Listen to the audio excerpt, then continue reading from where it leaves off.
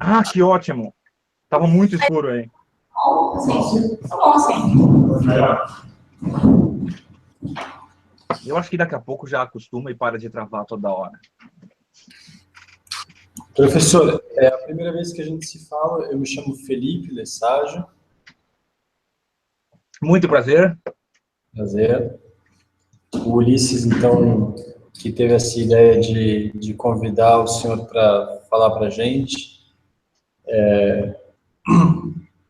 para contar um pouco o que é esse encontro. Então, esse é o encontro europeu dos alunos do Seminário de Filosofia do Olavo de Carvalho, que eu criei no ano passado com o objetivo de fortalecer um pouco os estudantes de filosofia e combater esse mal inerente à vida de estudo, que é a solidão, e criar um certo campo de solidificação do espírito do estudante. Estamos aqui na segunda edição, que está ocorrendo aqui no Porto. Esse ano a gente teve 35 participantes e tratamos de temas diversos, cada um utilizou o seu tempo um pouco para um laboratório de exposição oral, de como falar em público, para testar os seus projetos. Vimos pessoas também mais experientes, como o Thiago Amorim, ou o próprio Olavo de Carvalho. E hoje estamos finalizando, então, com a sua conferência. E o tema que a gente escolheu é algo de extremamente pertinente, tanto pelo país onde a gente decidiu se encontrar esse ano, quanto pelo centenário das aparições de Fátima, né? Então, o tema dessa fala sua hoje são as aparições de Fátima, e eu passo a palavra para o senhor, como queira começar. Muito obrigado mais uma vez por ter aceito o convite. Que isso é um prazer. Eu agradeço a vocês, a presença, esse esforço, essa dedicação, vocês se juntarem, é uma coisa muito importante. Não existe nada mais importante para uma pessoa que decida se dedicar a qualquer tipo de estudo. Não existe nada mais importante do que a oportunidade de ter interlocutores humanos ao vivo. Você falar com outras pessoas, você expor o que você está estudando, expor as suas conclusões, e você dialogar com outras pessoas, e ali você descobrir pontos fracos, fraquezas no seu pensamento, que seriam impossíveis você descobrir examinando só a sua mente. Claro que a solidão também é muito importante para assimilar o conhecimento, mas o grande teste do conhecimento é o diálogo com outros seres humanos. Então é muito importante que vocês façam isso, se encontrem regularmente mesmo e mantenham contato entre um encontro e outro. Que Deus queira que esse grupo cresça muito. Bom, antes da gente entrar na questão de Fátima, vamos falar um pouco sobre o papel da Santíssima Virgem na Igreja e no cristianismo. Depois sobre o papel do Rosário. E por último a gente entra em Fátima. Então são 3 estágios diferentes. Na verdade, vão 4 estágios diferentes. O terceiro estágio, aparições marianas em geral, e no quarto a gente fala um pouco sobre Fátima. Então, primeiro sobre a Santíssima Virgem. Quer dizer, todo mundo aí católico? Todo mundo tem algum conhecimento da doutrina católica em geral? Mariologia básica?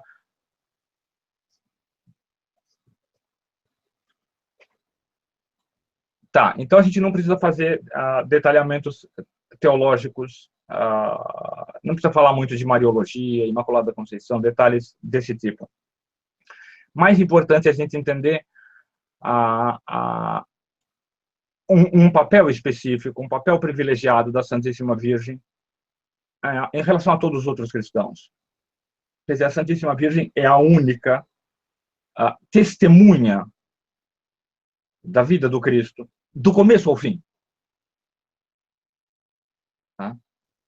Então, ela está lá na Anunciação, está lá na Ressurreição, está lá na Ascensão. Ela é testemunha do começo ao fim. Ela é testemunha de todos os fatos que determinam o que é o cristianismo. Quer dizer, a vida do Cristo determina o que é o cristianismo. o que é a igreja, o que é ser cristão. E ela é uma testemunha privilegiada. Isso é muito importante. Isso é muito importante por quê? Porque a religião é uma forma de vida.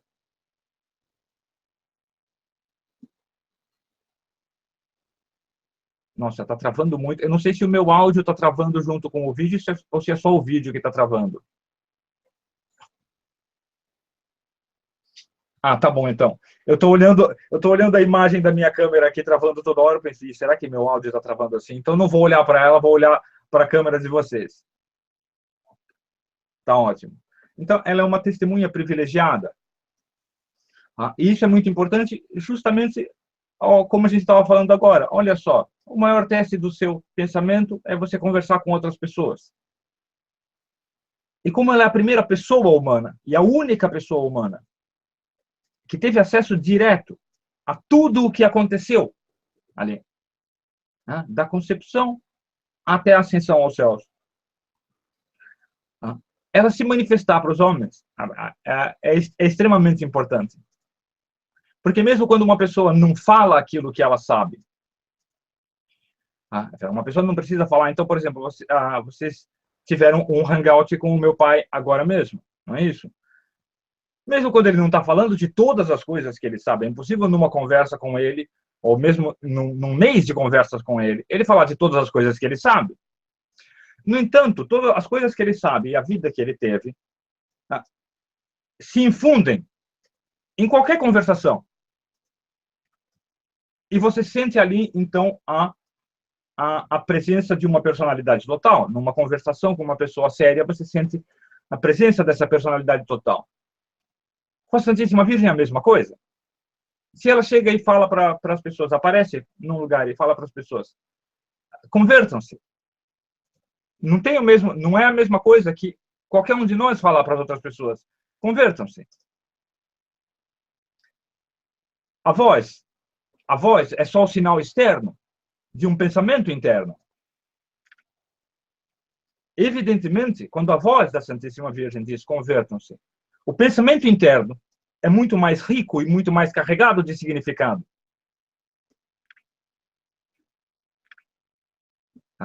Agora, isso é uma coisa muito importante para o ser humano, porque o ser humano é uma composição de corpo e alma. Ele não é um anjo. Ele não é uma mente. E ele não é um simples animal. Nada que o ser humano faz é puramente espiritual, ou puramente corporal ou animal. Isso quer dizer que quando vocês ouvem a minha voz, ou vocês ouvem a voz do meu pai, ou quando vocês ouvem a sua própria voz. Eu não sei se vocês já fizeram essa experiência quando vocês estão estudando alguma coisa complicada, de falar para vocês aquilo em voz alta. Se vocês nunca fizeram essa experiência, façam ela. Relate para vocês, não, o que eu estou compreendendo, o que eu estou duvidando. E você vai ver que quando você ouve a sua voz,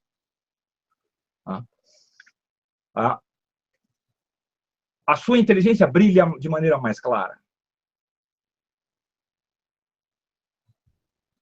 Brilha de maneira mais clara. A sua inteligência corresponde à sua voz. Porque a voz carrega nela coisas em que você ainda não pensou.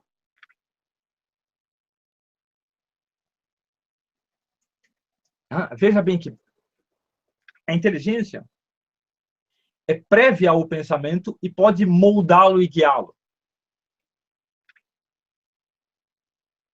Então, eu não sei também, não sei o quanto vocês têm informação em filosofia, mas basta lembrar a distinção escolástica entre intelecto e razão.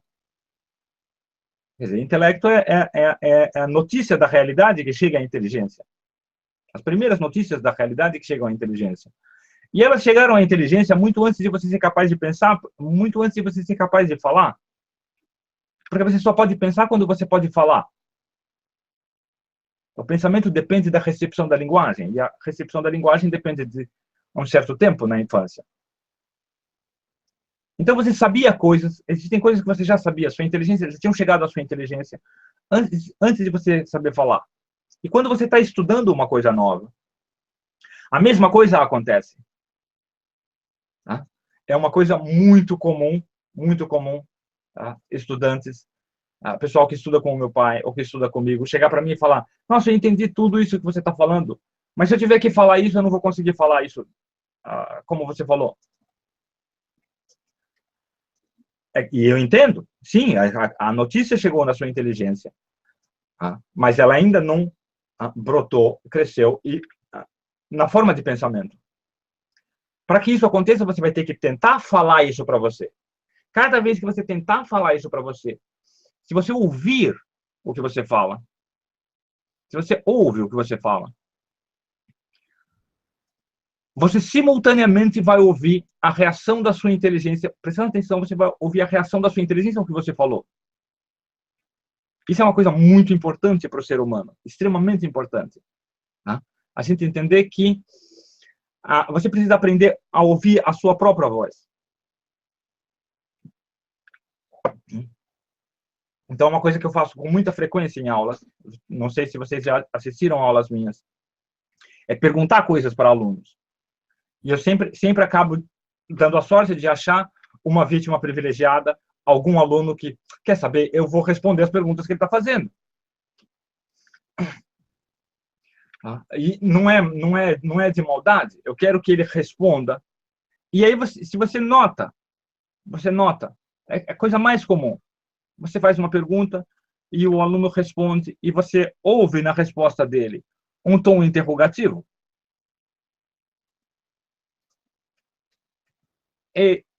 Aí você fala para ele: escuta o que você disse. Escuta o que você disse. Se você escutar o que você disse, a sua inteligência estava reagindo à sua voz tão imediatamente e ela estava dizendo para você: formule uma pergunta. Você não tem uma resposta para isso. Por isso você está falando em tom interrogativo. O tom interrogativo está indicando que a sua inteligência estava em dúvida, que ela não sabe. E a sua voz tentou dar uma resposta.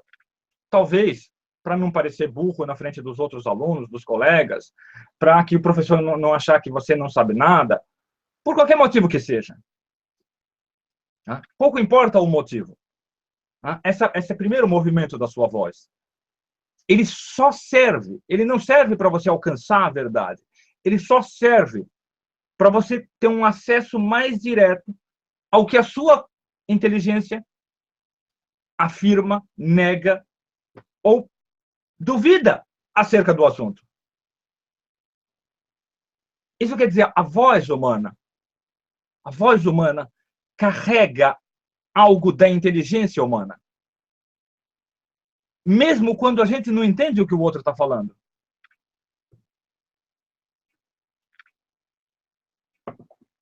E é por isso que é tão extremamente importante isso. Olha só, se a gente pensar bem, eu vou dar um outro exemplo de uma aplicação religiosa, especificamente religiosa, dessa questão da voz humana, da ação humana, do ser humano como um composto de corpo e alma. A sucessão apostólica. O que é sucessão apostólica, senão uma sucessão de palavras e atos humanos? Então, o Cristo, por meio de palavras e atos, estabelece os apóstolos como bispos. Esses apóstolos, por meio de palavras e atos, estabelecem outros apóstolos, outros cristãos, como bispos também. E assim por diante. Olha só que o que mantém essa cadeia, que é uma cadeia de graça, essa cadeia é mantida por meio de palavras e atos.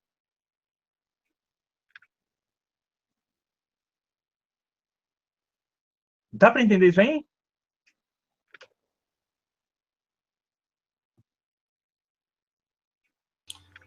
Sim, professor. Está acompanhando. Então, isso é para indicar um pouco da importância das aparições marianas em geral. A importância das aparições marianas é porque, primeiro, ela é testemunha privilegiada. Segundo, dada a sua condição, não tinha pecado original. A alma da Santíssima Virgem estava numa condição diferente da nossa. Na nossa alma, Quer dizer, a pena do pecado original inclui, entre outras coisas, a dificuldade do trabalho da inteligência, tá? A obstinação da vontade. Então, para a gente entender uma coisa é muito difícil. Tá? Para a gente mudar a nossa vontade, determinar a nossa vontade a fazer o bem ao invés do mal, é muito difícil. Para a Santíssima Virgem era natural e espontâneo. Então, olha só, o anjo aparece para ela e diz para ela, aqui você vai conceber o verbo de Deus. O verbo de Deus vai se encarnar em você. Ela entende o que ele fala, num grau que a gente não entende. Então, ela sabe o que significa aquilo, mais do que nós. Ela adere pela vontade dela, ela ama esse ato, essa graça, com um amor que a gente não pode amar. Então, o testemunho dela não é um testemunho, vamos dizer, imparcial científico.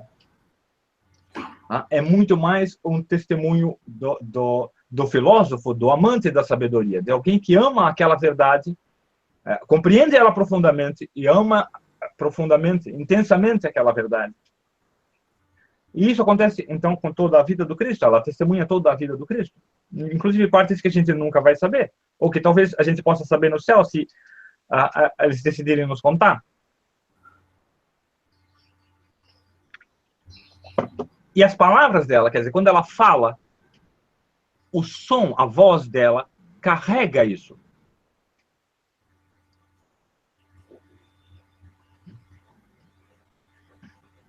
Então, é muito interessante que o rosário veio muito antes das aparições marianas se consolidarem em geral. Aparições marianas, saibam, aparições marianas é que nem aparições do Cristo.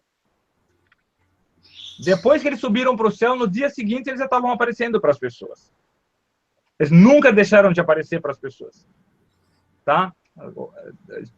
Nosso Senhor Jesus Cristo e a Santíssima Virgem, nunca. Nunca. Eles sempre continuaram aparecendo, justamente porque essa voz carrega a voz deles e a presença física deles, carrega toda a personalidade deles. E no caso da personalidade do Cristo, então, é uma pessoa divina, carrega toda uma pessoa divina. A voz dele carrega uma personalidade divina. Então, o rosário veio muito antes, justamente como um resumo desse testemunho da Santíssima Virgem. O rosário não é senão um relato da vida do Cristo, da concepção à ascensão, tal como foi visto pela Santíssima Virgem. Ele é como um depoimento. O rosário é um depoimento. Os mistérios do rosário são um depoimento. Olha só, esse depoimento esse testemunho vem da própria Santíssima Virgem. Claro, eu não ouvi a voz dela, você não ouviu a voz dela pessoalmente, mas a gente aprendeu o rosário.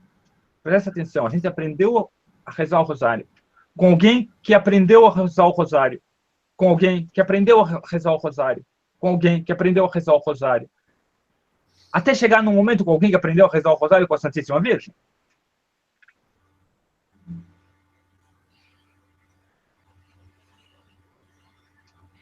E em cada uma dessas vozes, um traço da voz original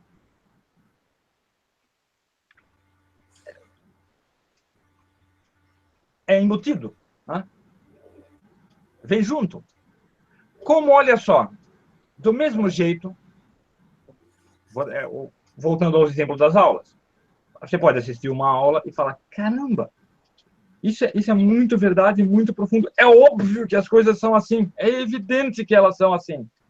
E você tem uma certeza, porque a sua inteligência já se inclinava naquela direção, mas a sua voz não era capaz de expressar. A sua inteligência era muda.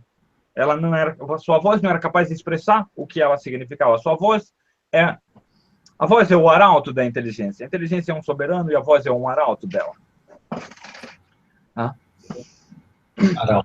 A sua voz não conseguia dizer, e aí, de repente, um professor disse, e você ouviu a voz dele. Ah. E foi transmitido para a sua inteligência algo daquela personalidade, da força com que aquela verdade tinha naquela personalidade. Quando você expressa aquela verdade de novo, vem de dentro de você um tipo de certeza que não tinha antes.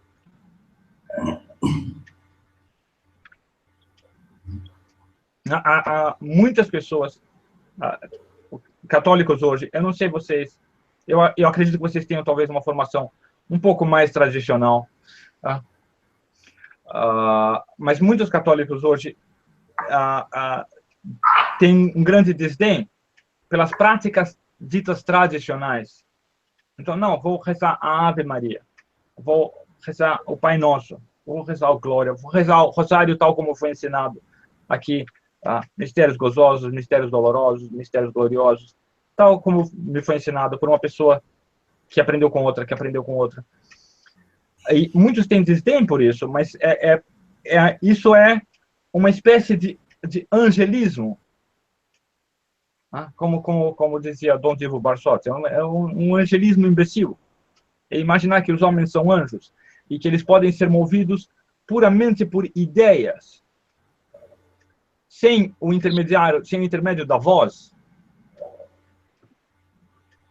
Só para aumentar um pouco aí, dar um pouco de dados para o senhor, professor. Ontem a gente estava rezando o terço do Rosário juntos. Só para o senhor ter uma noção um pouco de... Muito bom, muito bom. Nosso ponto de vista sobre esse tipo de prece. Muito bom, extremamente importante. As pessoas têm que rezar, se possível, rezar rosário todos os dias. E quando elas se encontram, são pessoas que rezam rosário, quando elas se encontram, elas tentarem rezar ao menos um terço juntos. Se não, elas veem, no nosso encontro não tem tempo para isso, rezem uma dezena juntos.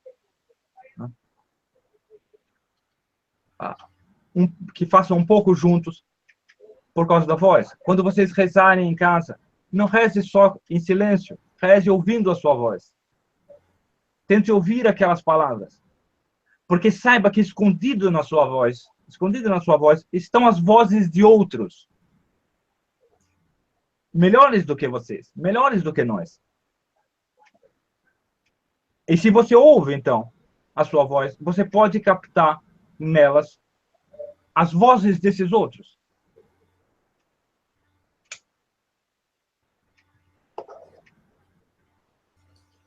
É por causa dessa comunhão real e concreta, né? Essa comunhão física entre os seres, que a religião tem uma vantagem sobre qualquer outra forma de conhecimento. As outras formas de conhecimento tendem a se reduzir apenas a ideias, apenas a espírito, com o mínimo de compartilhamento, mínimo de comunhão entre as pessoas.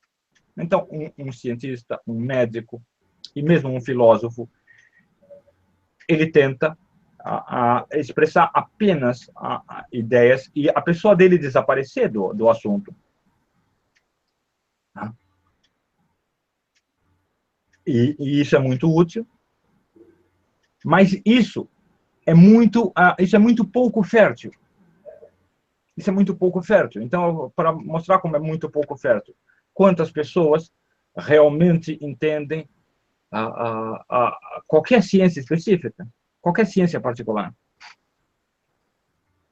Quantas pessoas realmente compreendem? Você vai ver muito poucas pessoas. A ciência é muito difícil de se transmitir, muito difícil de reproduzir.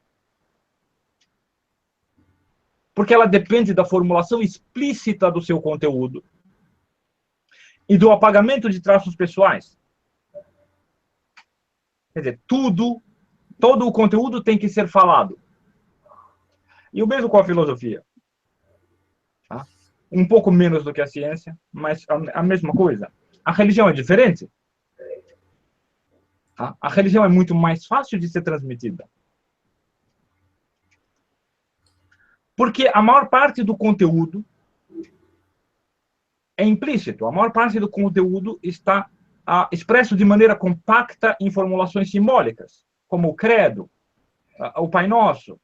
Então, o Pai Nosso é todo um guia de vida espiritual. Então, imensas verdades, com inúmeros desdobramentos, estão todas compactadas em formas muito pequenas, de poucas palavras. A religião é sucinta, a religião não é prolixa. E muito comprometimento pessoal. Quer dizer, na religião, se você olhar nos primeiros 200 anos do cristianismo, o que todo mundo estava falando? Olha, eu aprendi isso aqui com os apóstolos, e eu vou fazer exatamente isso aqui.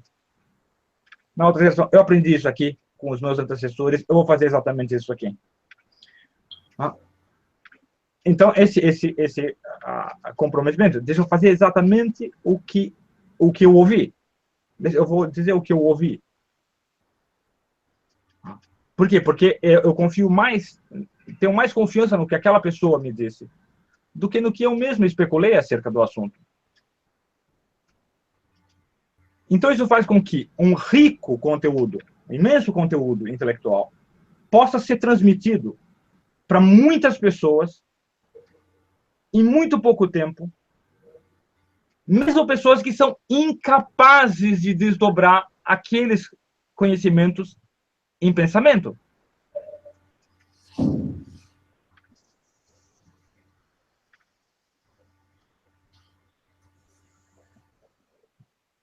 Não é à toa que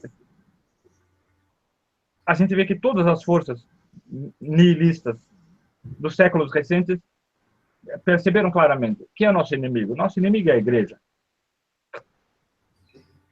Nosso inimigo não é a ciência, não são os filósofos, não são os médicos. Nossos inimigos são os padres. Porque com poucas palavras e poucos gestos, o sujeito pode transmitir algo para uma outra pessoa que torna ela relativamente imune a isso que a gente está tentando fazer. Torna ela resistente a isso.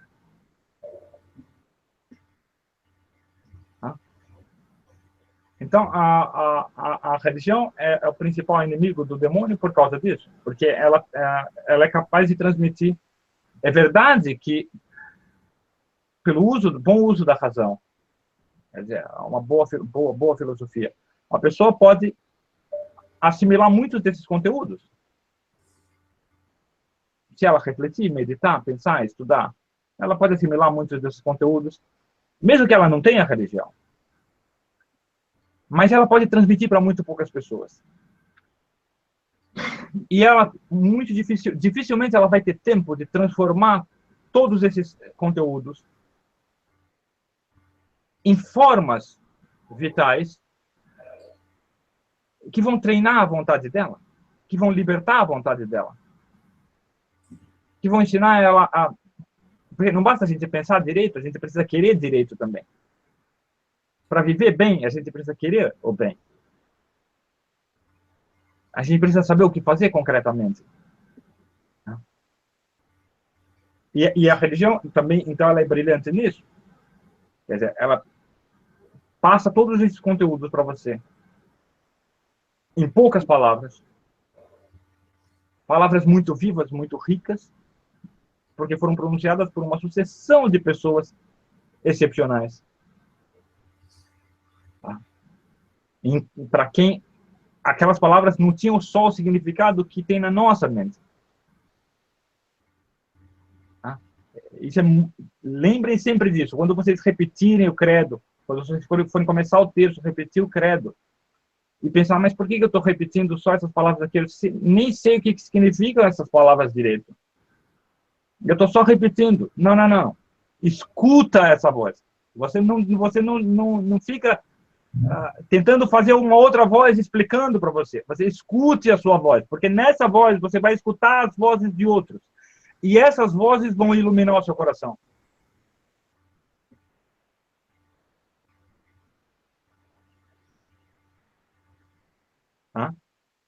Isso é importante, você escutar. Então, quando você rezar o Pai Nosso, é a voz do Cristo que está lá, a primeira voz.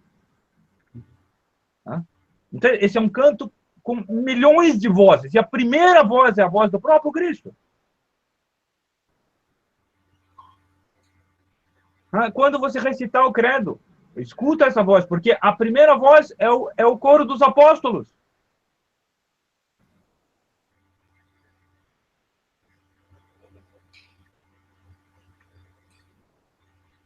Quando você proclamar os mistérios para você, lembre-se, a primeira voz é a voz da Santíssima Virgem. Então, essas são vozes fundamentais.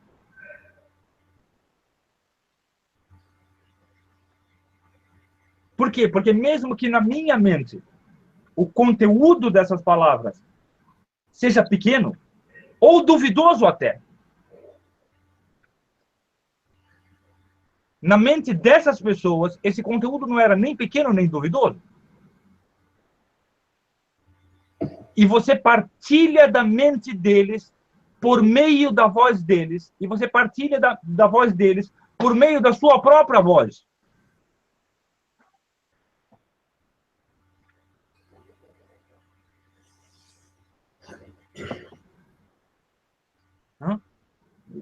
Dá para entender como é que funciona a religião? Ela é uma transmissão viva. Porque no ser humano não é possível. Olha só, uma coisa que a gente vê tão comum nas pessoas. A pessoa fala uma bobagem, e você fala, não diga isso, porque isso é uma bobagem tremenda. Não. Como você diz uma coisa assim? Falei por falar, não quis dizer nada. Não, meu filho, não existe falar por falar. Se você falou, você expressou um conteúdo interior. A voz é a expressão de um conteúdo interior. A voz humana é isso.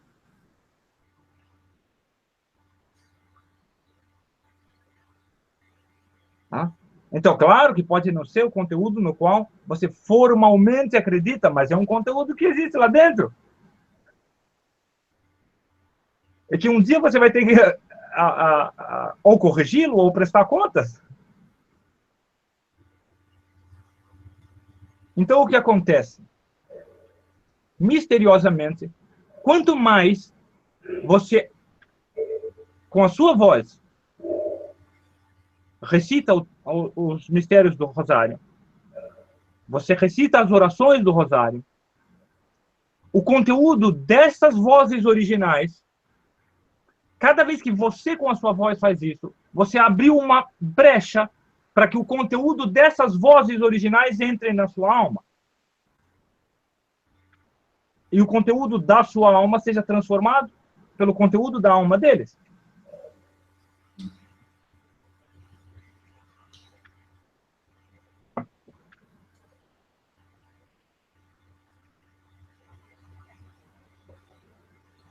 Professor, posso só fazer um pequeno comentário? É que Diga. Isso que o senhor acaba de falar é o que vulgarmente a gente diz, toda brincadeira tem um fundo de verdade, né? E é isso mesmo. Porque para você dizer uma bobagem, você teve que conter uma bobagem no seu coração. Exatamente. Então, aquilo existe como conteúdo dentro da gente. E é natural que exista. Não arranque seus cabelos pensando, puxa vida, mas existe tanta bobagem dentro de mim. Não, existe. Dentro de você existe um universo inteiro. Então, não imagine que esse universo... O seu universo é o Éden. O seu universo não é o Éden, porque você não foi preservado do pecado original. No universo interior da Santíssima Virgem era o Éden. Então, lá só tinha coisa boa. Tá? Mas o nosso universo interior não é o Éden. O nosso universo interior é o mundo em que vivemos. Ele é um espelho do mundo em que vivemos. Tá? Então, existem todas as bobagens que existem no mundo em que vivemos, existe aqui dentro também. Por quê? Porque a gente ouve as vozes desse mundo. Muitas e muitas e muitas vezes. Olha só, é um grande erro das pessoas. Né? Então ela chega em casa do trabalho, não vou rezar o terço, vou assistir o telejornal. Né? Vou assistir o jornal. Eu vou ouvir as vozes do mundo de novo e o conteúdo delas vai entrar na minha alma de novo. Ao invés de, não, deixa eu ouvir aqui a voz da Santíssima Virgem, a voz de Nosso Senhor Jesus Cristo no Pai Nosso, a voz dos apóstolos no Credo, tá? A voz do Arcanjo Gabriel na Ave Maria. Então, essas são as vozes que você está ouvindo, que estão no fundo no terço.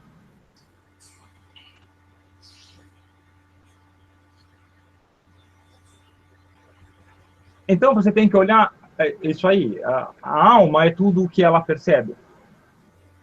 A alma é tudo o que ela conhece. Aquilo para que você, em que você presta muita atenção.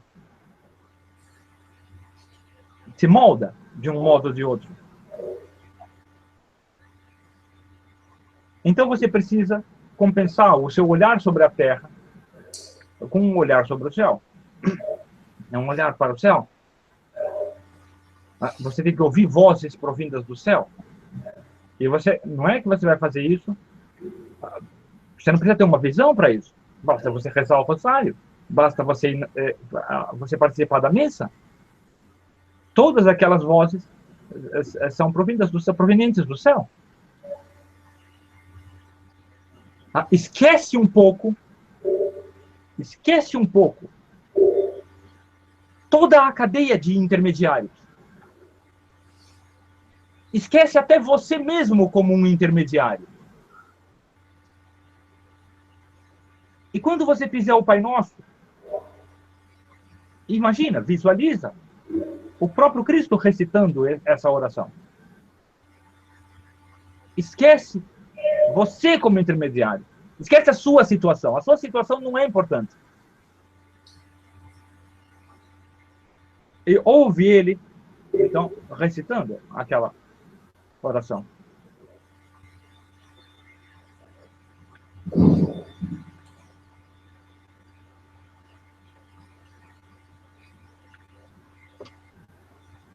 Nada tem mais força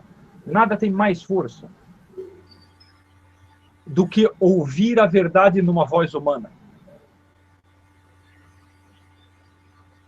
Nada é mais denso, nada contém mais nesse mundo corpóreo, nesse mundo, né,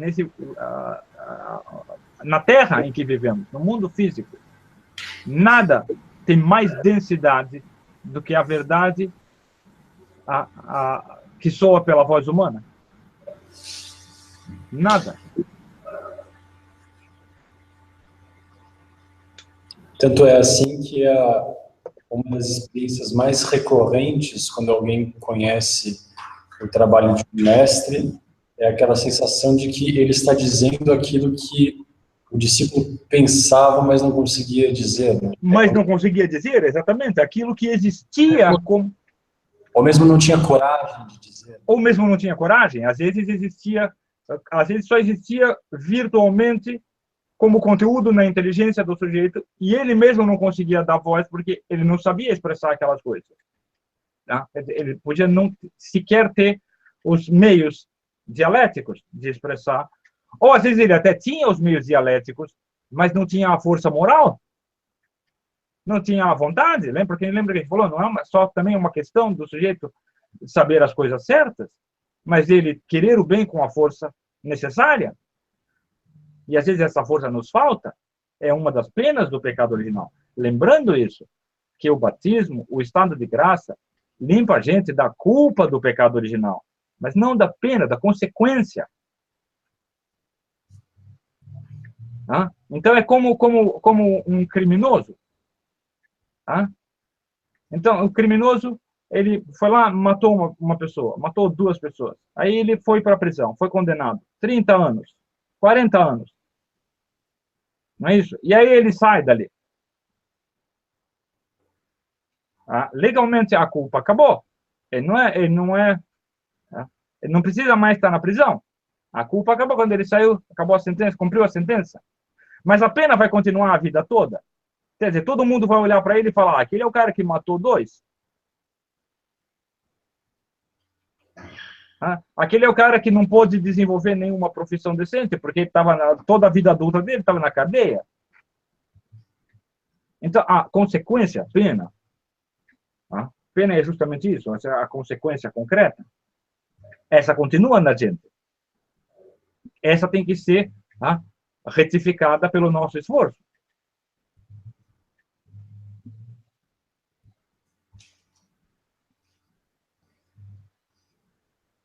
Então, às vezes, a nossa inteligência tem um conteúdo que a gente não consegue pensar, porque a nossa capacidade racional ficou limitada.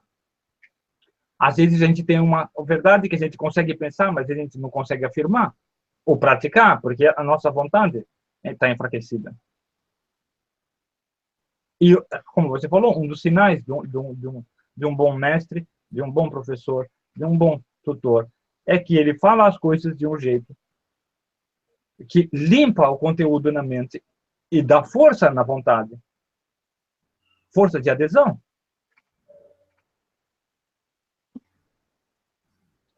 E olha só, tudo isso chega em mim por meio de uma voz. Ele não faz uma transmissão telepática, uma transmissão espiritual. A transmissão é pela voz. É uma vibração do ar.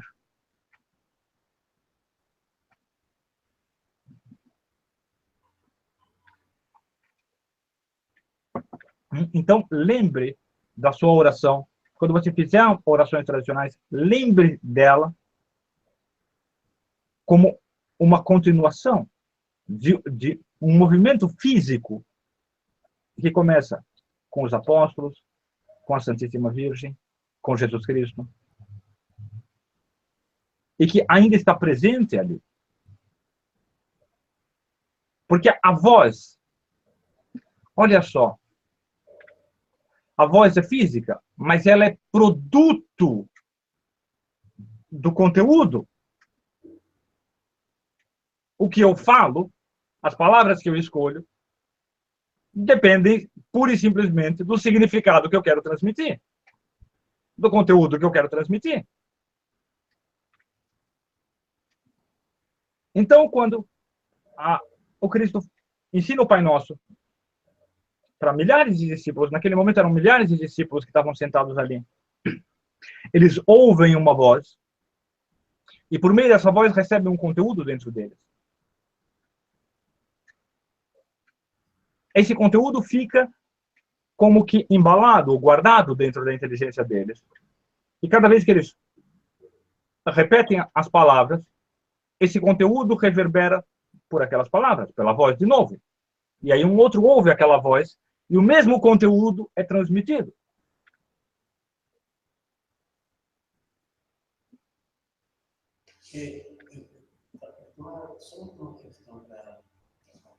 O professor Lúcio tem uma questão para o senhor. Diga. Olá. Só uma... Não sei se interrompe. Minha pergunta veio agora. Se você, por exemplo, em relação à voz, você está rezando alto, né, em voz alta. Eu já me deparei com uma situação que eu fiquei meio na dúvida, e eu acho que talvez, com esse tema que você está falando, você possa dar uma luz. Por exemplo, quando eu rezo o Pai Nosso em voz alta, me sai mais natural em português. Nasci e cresci rezando o Pai Nosso em português. Acontece que na Espanha se reza em espanhol. Então, às vezes, as pessoas estão rezando alto e eu reproduzo em espanhol, mas de um tempo para cá eu comecei a reproduzir em português, que eu falo assim, a mim me sai mais minha voz, ou pelo menos escuto ela melhor quando eu falo na língua materna. Às vezes, aí eu falo um pouco mais baixo, obviamente, para não ficar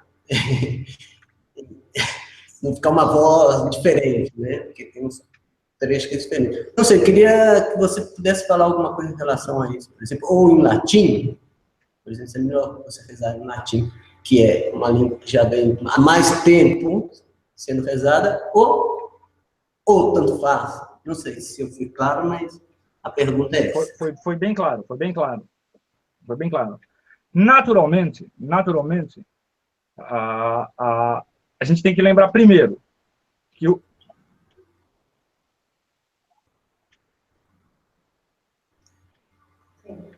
Tá, vocês estão me ouvindo ainda? Tá. Primeiro que, olha só, o precedente de usar outras línguas é apostólico. 3 dos evangelistas, pelo menos um evangelista, que foi São João, já escreveu em grego. E o Cristo não falou em grego. Tá? Então, o precedente é apostólico e é muito tradicional na igreja. Você traduziu essas palavras em várias línguas. Então, não tem problema, pessoal, nenhum problema, de acordo com a igreja. Por um tempo, veja bem, entre Trento e o Vaticano II, teve a disciplina de fazer as principais orações em latim. Isso foi uma determinação disciplinar de Trento. Mas mesmo em Trento, tinha algumas exceções. Tinha alguns lugares na Itália que faziam no dialeto local. Tá? Então, isso era só uma questão disciplinar. Essa questão disciplinar mudou com o Vaticano II, e a gente pode falar o que a gente quiser do Vaticano II, mas o fato é que questões disciplinares nem precisam um concílio. Um papa pode mudar a qualquer momento. Tem autoridade para mudar a qualquer momento. Então não tem problema a pessoa fazer em português, desde que ela faça numa tradução competente e razoável. Eu sugiro para ela que a pessoa tem que se medir. Se ela tem, não, eu tenho alguma capacidade intelectual. Então, se você tem alguma capacidade intelectual, estude pelo menos um pouco sobre o texto dessas orações principais em latim, em grego, em aramaico, para você ter uma ideia mais fundamental do significado da oração, porque muitas vezes na tradução alguma coisa se perde. Tá? Só porque isso vai te ajudar um pouco. Vai te ajudar a perceber que essas palavras têm mais dimensões do que o que você fala. Do que o que você entende quando você fala elas. Do que o que você pensa quando você fala elas. Mas você pode fazer em qualquer língua. Você pode fazer na sua língua. Para mim, por exemplo, é mais natural em latim, porque na infância a gente fazia em latim em casa. Mas depois ficou natural em português também, porque as missas todas são em português. Tá? Agora, é natural em romeno também, porque aqui as missas são todas em romeno. Então, tanto faz, realmente não é importante a língua, porque isso não é uma invenção moderna. Os apóstolos mesmo já abriram para isso. São João já usa o grego. A versão grega da Bíblia é muito antiga. Depois a versão latina. Então não tem problema você usar na sua língua local. Não tem problema nenhum. Pode fazer naquela que te é mais familiar. Agora, essa parte do familiar, ela tem uma vantagem e uma desvantagem. A gente falar na nossa própria língua. Eu falar, então, eu vou fazer essas orações em português. Sim, português é natural para mim. É bom.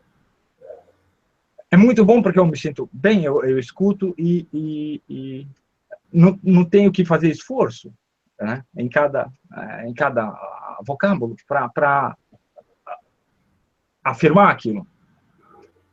Para dar uma participação afirmativa, eu estou dizendo a mesma coisa.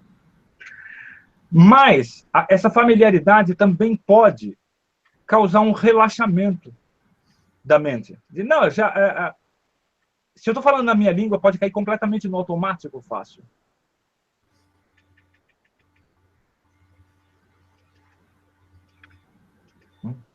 Então, é muito comum quando a gente faz a oração em voz alta, é uma coisa comum de acontecer com as pessoas. Não, eu estou fazendo a oração em voz alta e chega um estágio em que a boca está se mexendo sozinha, a voz está sendo produzida sozinha e eu estou pensando em outro assunto completamente diferente. Tem uma outra voz interior que está falando outro negócio. Não está ouvindo, não estou ouvindo uma pessoa falando. É só um gravador falando, e a pessoa mesmo, que sou eu, está falando outra coisa aqui na minha cabeça. Então, às vezes, para você quebrar isso, de repente você... Não, deixa agora eu fazer em latim. Deixa agora eu fazer em grego. Só para eu ter que prestar atenção na voz que fala. Porque o importante da oração vocal, da oração em voz alta, é você ouvir aquilo como uma outra pessoa falando, como um interlocutor. Você tem que... É como ouvir uma pessoa. Isso, veja bem que isso não é fácil para a gente. A maior parte do tempo que a gente fala, a gente não está ouvindo o que a gente fala.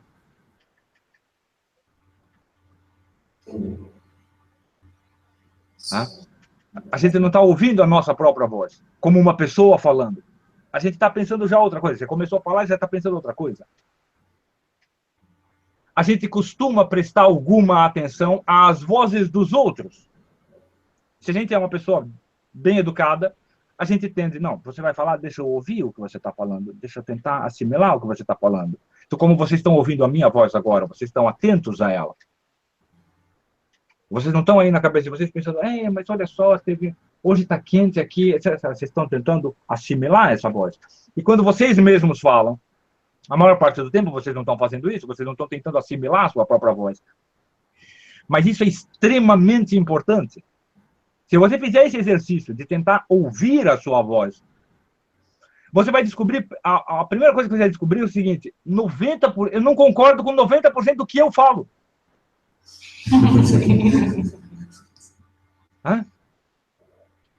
Você não concorda com 90% do que você fala, você definitivamente sente aversão a pelo menos 50% do que você fala, e fala, caramba, que pessoa horrível que fala essas coisas.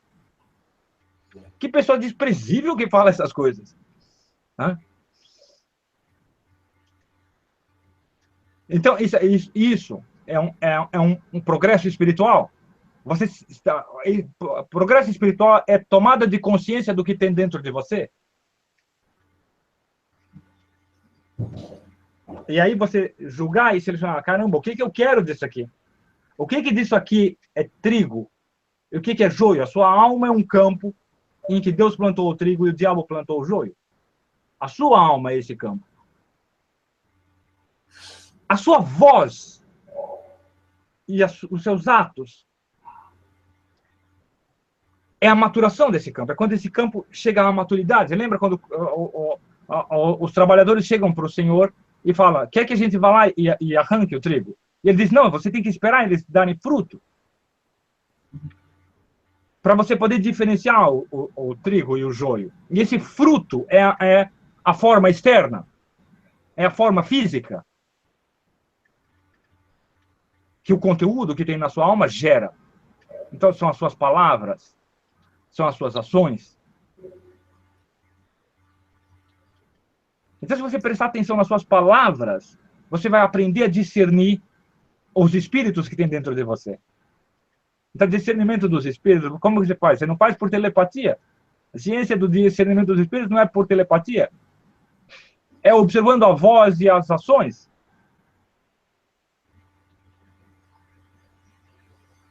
E percebendo a natureza interna da qualidade, do atributo que gera esse tipo de voz ou esse tipo de ato.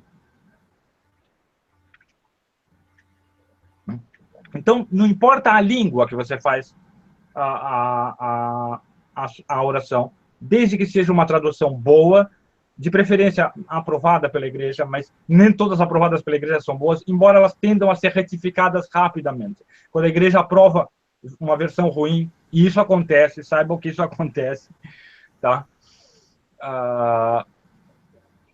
Quem tem dúvida, estuda a história das edições da Bíblia em latim, especialmente a edição da Bíblia anterior à Vulgata Clementina, que foi talvez a pior tradução. A Clementina é a melhor tradução latina que existe. A anterior é a pior. É a pior. E foi aprovada pela igreja durante, sei lá, 20, 30 anos. Era a edição oficial. Então isso acontece. Então pode acontecer na sua língua, a igreja ter aprovado uma tradução ruim. Você dá uma olhada para ver se tem outras aprovadas melhores. Então essa é a única restrição, talvez, a você fazer numa outra língua, na sua língua. Professor, não tem muita importância. Oi. Quando a gente falou sobre a voz, e o senhor me fez ver, então, que há uma presença da tradição no próprio ato de entoar uma prece que foi entoada pelo próprio Nosso Senhor Jesus Cristo, por exemplo. E aí eu suponho também que o senhor tenha dado essa ênfase na questão da voz por conta no fato das aparições da Virgem Maria, a voz dela ter uma importância especial, não é isso? Exatamente, exatamente. Veja bem que quando a Santíssima Virgem aparece, literalmente, não há nenhum conteúdo que não tenha sido dito antes de uma maneira ou de outra. Praticamente todo o conteúdo já é bíblico. Praticamente, a voz dela é praticamente escritural, mas ela é uma voz que vem e renova essa presença. E a pessoa que não, nossa, olha, a Santíssima Virgem apareceu em Fátima, e eu falei com uma pessoa que aprendeu a rezar o terço, com uma pessoa que aprendeu a rezar o terço, com uma pessoa que aprendeu a rezar o terço, lá com o pessoal de Fátima. Caramba, essa voz está renovada na minha vida espiritual. Essa voz está renovada na minha vida espiritual. No meu caso, em particular, eu tive a grande felicidade de passar um bom tempo, muitos dias de convivência e anos de amizade com um senhor português em São Paulo, que era entregador de pão e que passava o dia todo rezando o terço. Ele passava anos e anos, décadas da vida dele, o dia todo, grande devoto de Fátima, e que já tinha feito muitas peregrinações a Fátima, conhecia gente de lá. Então, ele era, num certo sentido, um membro dessa cadeia renovada de testemunho apostólico. Isso também é muito importante lembrar, porque muitas pessoas hoje, bispos mundanos, ou católicos mundanos, ou padres mundanos, vão falar, não, o que importa é o ensinamento da igreja, o ensinamento apostólico, esse negócio das aparições da Santíssima Virgem é de pouca importância. Talvez aí em Portugal não vá acontecer isso, mas em outros países acontece. No Brasil acontece, por exemplo. Na Itália acontece. Eu conheci muitos bispos italianos que tinham um tremendo desdém pelas aparições. E a verdade é que é o seguinte, isso é uma renovação da mesma cadeia de ensinamento apostólico. É uma renovação vocal, de novo. Mas não é outro conteúdo, não são outras orações, não são outras mensagens. Mesmo as mensagens, quando elas contêm profecias, se você procurar, você vai achar a cadeia daquelas profecias no curso todo da história da igreja até você chegar na Escritura. E aquela mesma profecia já estava contida na Escritura, às vezes com outras palavras. Posso fazer só um complemento, professor? Eu moro em Leiria, 20 quilômetros do Santuário de Fátima. Então, eu vou com uma frequência, a Fátima.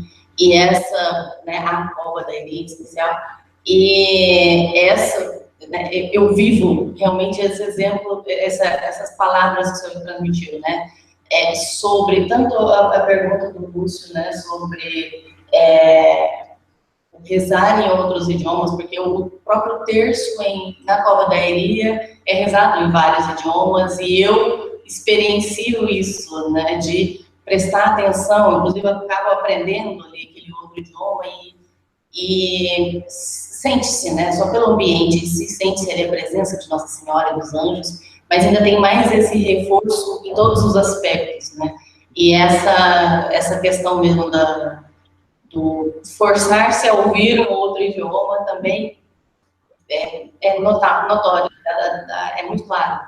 Exatamente. Às vezes, então, a gente cai num automatismo e tem uma dupla voz. Uma voz que está recitando e uma voz que está pensando aqui, falando, um outro discurso interior. E aí a oração vocal não é muito útil. Né? E a oração vocal, ela ainda é uma oferenda, mas ela é uma oferenda quase que só corpórea. Mas é uma oferenda a Deus, e a gente deve fazer, porque às vezes a gente não tem nada mais para oferecer senão um ato corpóreo. Né? Esse sujeito, não, hoje eu estou cansado, eu não vou prestar atenção na oração. Então, ofereça o seu corpo. Deus criou a gente corpo e alma justamente para isso. Quando você não tem alma para oferecer, oferece apenas o seu corpo. Ainda é algo seu.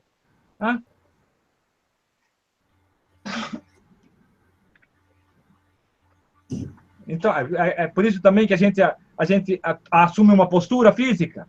A gente põe uma imagem da Santíssima Virgem, a gente põe um ícone na nossa frente, a gente se ajoelha, a gente fica de pé, a gente não fica lá assim, ó. Deixa eu rezar o terço aqui. Porque a sua mente talvez se distraia e o conteúdo que você tem para oferecer mentalmente seja mínimo. Então, que pelo menos a sua postura corporal seja uma oferenda.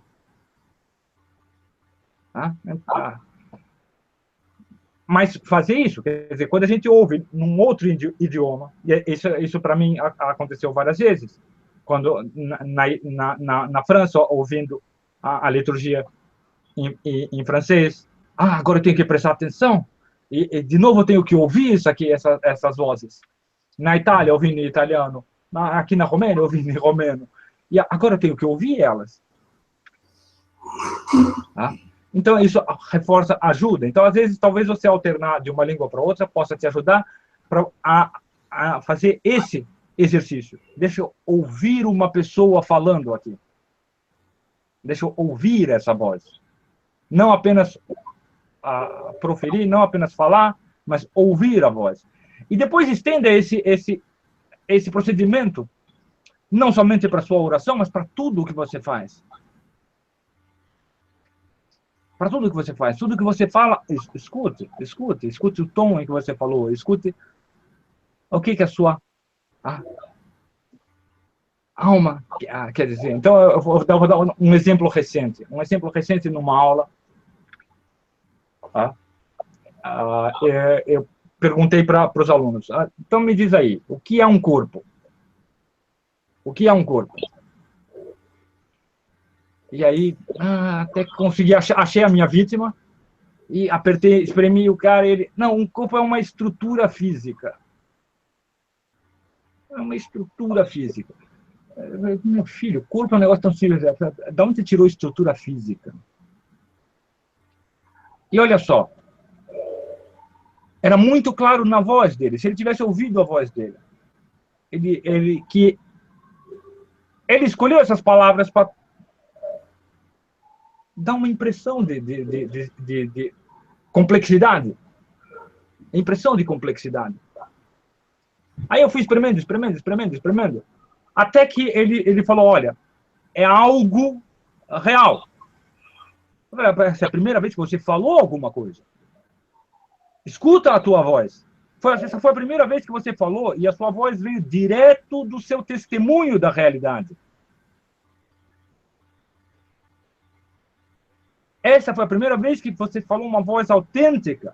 Porque essas duas coisas que você falou sobre corpos são verdadeiras. E você sabe elas. Quando você fala estrutura física, você está...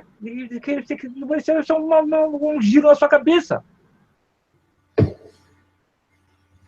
Então você percebe que a voz saiu da testa assim, do sujeito aqui, ó.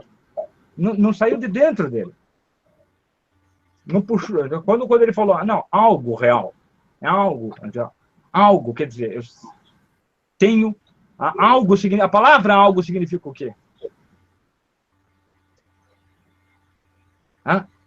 Significa aquilo que é distinto, aquilo que eu noto distintamente, mas eu não sei o que é. Então, realmente isso é verdade sobre os corpos, e muito provavelmente a maior parte das pessoas que não tenha feito uma análise filosófica do que é um corpo, tudo que ela pode dizer acerca de um corpo, primeiro é que é algo, quer dizer, eu noto distintamente, né? Eu não confundo corpo com pensamento, corpo com sentimento, né? Corpo com imaginação. Não. Eu noto de maneira muito distinta e algo real, algo em que eu percebo realidade imediatamente. E olha só, tudo isso aí, o sujeito, ele poderia ter parado quando foi proferir, dizer, não, pera, volta. Quando você está dizendo isso, a sua inteligência está discordando do que você está falando já. Então, quando você ouve a sua voz, você começa a perceber que a sua inteligência muitas vezes se retrai em relação ao que você está falando.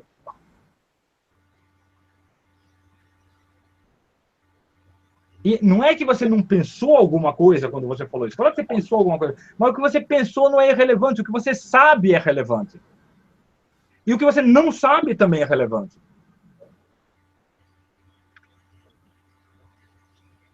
Então, você começa com a oração. Começa com a oração por quê? Porque, como a gente falou, dentro dessa voz estão as vozes de outros que são a chave da sua salvação. Os apóstolos, a Santíssima Virgem e o Cristo, eles são a chave da sua salvação. Então, ouvir essas vozes é da maior importância. Então, você ouvir essa voz. Não ouvir apenas... Olha só, qual é a nossa tendência? Qual é a nossa tendência? Então, a gente lê a Bíblia, a gente lê o Evangelho, mentalmente, em voz baixa, não é isso? E olha aquele conteúdo e fala, concordo com ele, me admiro com ele, me edifico com esse conteúdo. Isso é muito bom. Isso é muito bom. O estudo das Escrituras é muito bom. Mas raramente você, não, deixa eu ler ele em voz alta, imaginando, lembrando que isso são pessoas com uma voz. Deixa eu ouvir essas pessoas.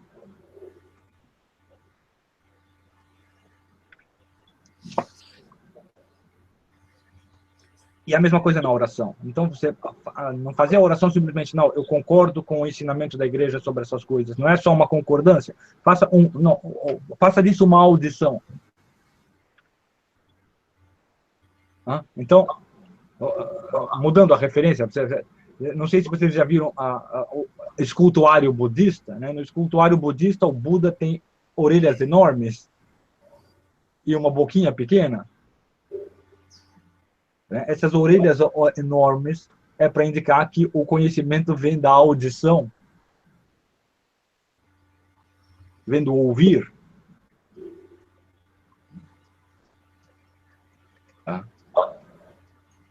Então, olha só que interessante, tem uma outra coisa interessante. Se você pega no Evangelho de São João, então, que fala que o Cristo é o Verbo de Deus, a palavra de Deus,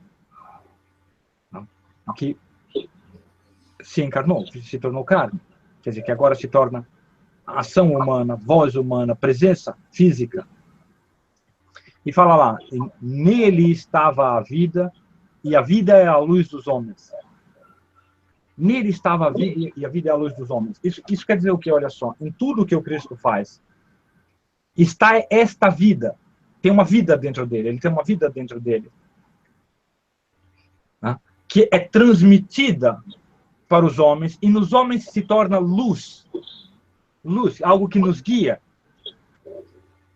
E essa vida é transmitida de diversas maneiras. Ela é transmitida pelos sacramentos, que é uma participação física, na presença física do Cristo. E pela voz do Cristo, pelas orações. Então, quando você faz a oração ouvindo ela, algo desta vida entra em você, e esta vida se tornará luz em você, ela vai te guiar. Ela vai te dar um senso de como decidir as coisas e do que pensar sobre as coisas. E isso vale não somente para as coisas religiosas, quer dizer, isso que o Evangelho está falando é um princípio universal sobre a inteligência humana. A inteligência humana tem que ouvir uma voz divina, uma voz da realidade, quando ela ouve essa voz, por meio dessa voz, a realidade se torna vida dentro da alma humana. E essa vida participada ilumina o seu pensamento e as suas decisões.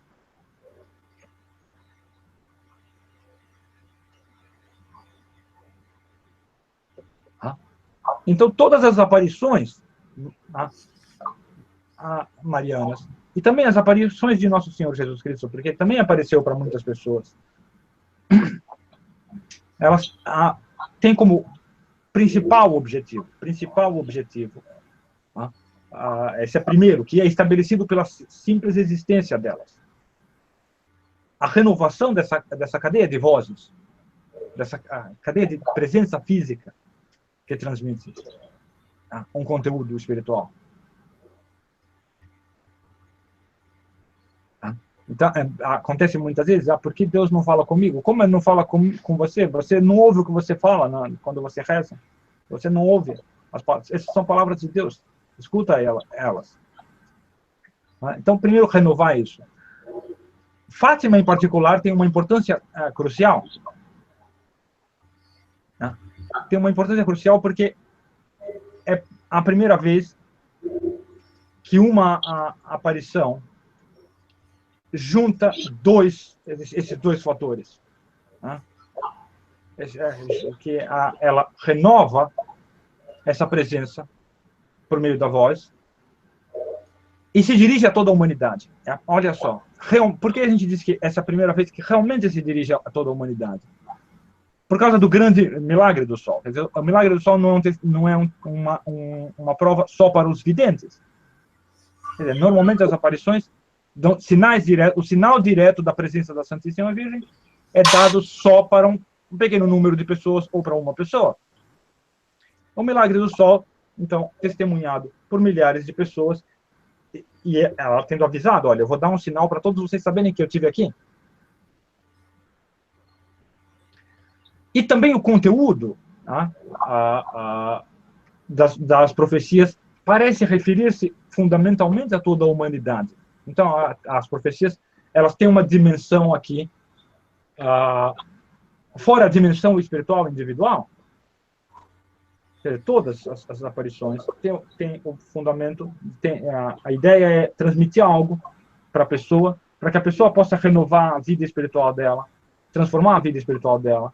Então, ela se converter, realmente se arrepender, ela se dedicar realmente à oração, realmente à penitência, realmente à caridade. Então, essa dimensão existe em Fátima igualmente. Mas é a primeira vez que fala, olha, vão acontecer certas coisas com o mundo e a igreja tem que fazer isso, isso e isso para que os males da Rússia não se espalhem. Num momento em que, olha só, hoje, para a gente, é muito evidente quais eram os males da Rússia, certo? Não resta muita dúvida quanto a isso. Quer dizer, o que brotou lá, cresceu lá, se fortificou lá e se espalhou para o mundo todo? É óbvio, o comunismo é o que passou para o mundo todo, é um mal que realmente contaminou o mundo todo, profundo, muito provavelmente, o pior inimigo da humanidade, descontadas as potências puramente espirituais, descontado o próprio demônio em pessoa, é muito provavelmente o pior inimigo que a humanidade já enfrentou. E, então, ela avisar disso, num momento em que era impossível de ser mensurado. É completamente impossível. Então, a mensagem tem um tipo de relevância pública muito diferente das outras. Muito diferente das outras. Tá? Eu não vou entrar muito, eu não acho que eu devo entrar muito na questão dos 3 segredos. Não, isso não importa, já se falou tanto sobre isso, não há muito o que falar a esse respeito. De maneira geral, talvez uma das coisas mais relevantes são as mudanças na igreja nos últimos 100 anos. Então, são 100 anos de Fátima para hoje. Nos últimos 100 anos, existia, 100 anos atrás, vamos dizer, um forte alinhamento entre vamos dizer, a igreja visível e a invisível, a igreja como identidade espiritual, e a igreja como identidade pública, humana. Quer dizer, se você fosse, há 100 anos atrás, se fosse numa igreja católica, 95% das igrejas católicas, você ia receber exatamente o mesmo ensinamento, a liturgia ia ser razoavelmente a mesma. Você não ia chegar numa igreja, por exemplo, e um padre falar para você, não, casamento gay e casamento heterossexual é a mesma coisa. O que importa é o amor. Não, isso não ia acontecer 100 anos atrás. Uma diferença de ensinamento. E, enquanto que hoje, vocês como são católicos, vocês devem saber. Eu não sei qual é a experiência de vocês. Eu visitei muitas igrejas. Eu acho que um fiel deve conhecer pelo menos 100 ou 200 paróquias diferentes. Conhecer bem. Conhecer, não, você vai lá várias vezes para conhecer as pessoas, conhecer os padres, para você ter uma ideia da situação real. Uma ideia da situação real. E que você não tem nenhuma garantia do que você vai receber quando você entra numa igreja só porque ela é igreja católica. Então, existe hoje um abismo entre a igreja católica como identidade real e a igreja como... Não, olha, o conjunto de lugares em que eu posso ir para ser católico. Existe um grande abismo que não tinha 100 anos atrás. A igreja real se torna cada vez mais invisível dentro da igreja institucional. Quando eu digo invisível, não é que eu quero dizer espiritual, assim, etérea, imaterial, incorpórea. Não, invisível mesmo. É assim, você pega 10 padres, tem 10 caras aqui que são padres, você não sabe qual deles vai te ensinar o ensinamento da igreja católica. Você não sabe qual deles vai fazer uma liturgia sem sacrilégio. Então, é invisível, eu não sei. Então, um deles vai fazer a coisa certa. Mas é invisível, é anônimo, eu não sei qual deles vai ser. Se eu não os conheço, eu não posso dizer nada.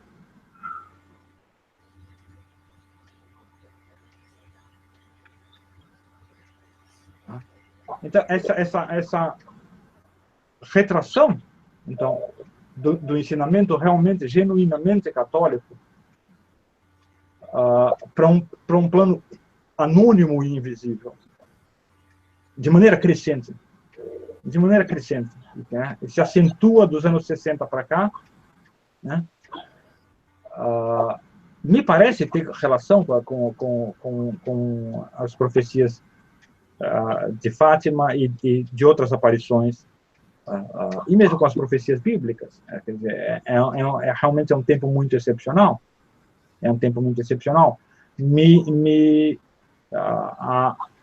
A coisa que mais...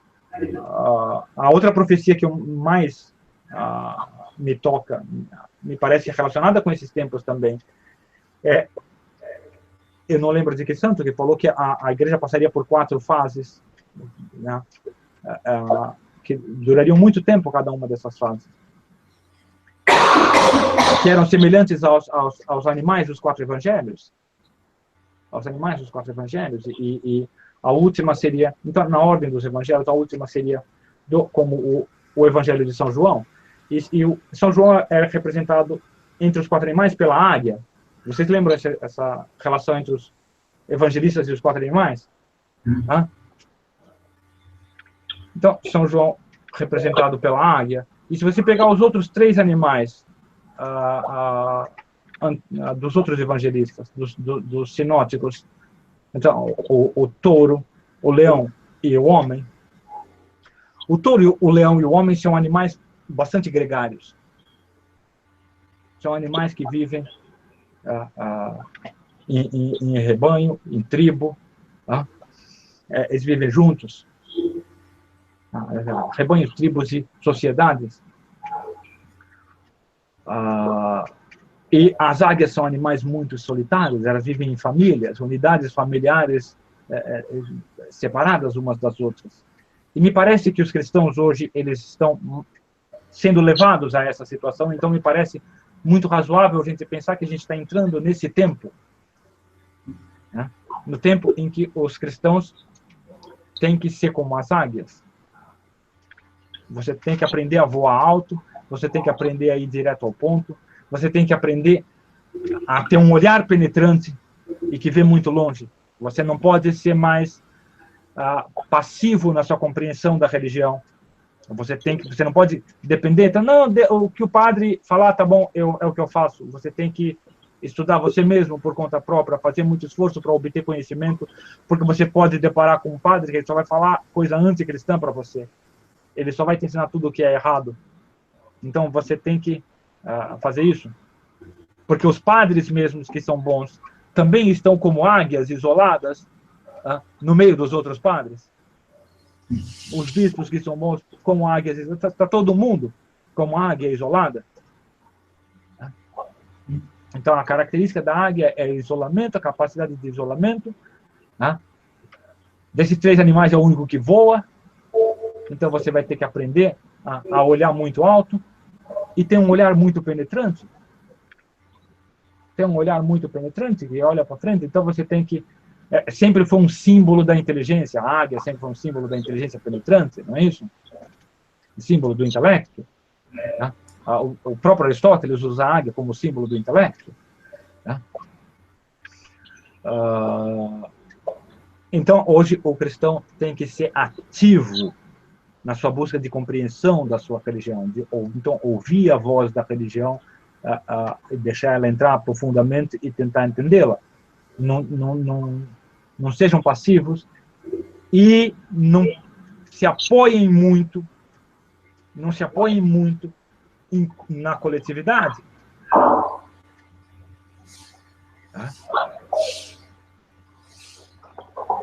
Não se apoiem muito nisso, porque a gente não está no tempo do Vaticano I, a gente não está no tempo de Trento. Se você vê de Trento ao Vaticano I, a igreja, como sociedade, era algo muito organizado, muito homogêneo, muito uniforme. Era muito humana. Nossa, é tudo muito claro. O contrato aqui entre o homem e Deus está expresso em letras. Eu entendo a pessoa que tem saudade desse tempo. Entendo a pessoa que tem saudade desse tempo. E falar, a gente deveria voltar para esse tempo, mas não vai voltar para esse tempo. O tempo não volta. Então, esse é um tempo como o Evangelho de São Lucas, que é representado pelo homem. Então, esse tempo era muito bom. Os documentos da igreja desse tempo são uma excelente referência de estudos. Uma excelente referência de estudos. Você pode beber nessa fonte. Beba dessa fonte muito.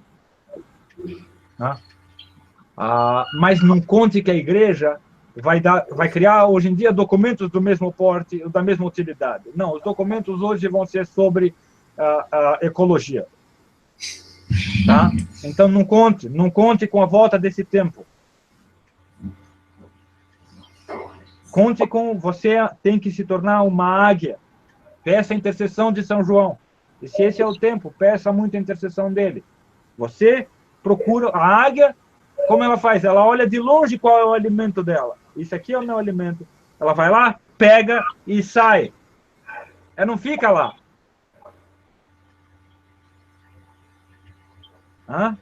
Então vocês façam a mesma coisa.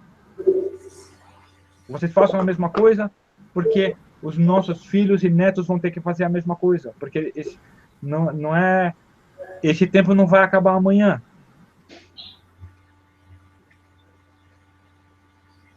Ele não vai acabar amanhã.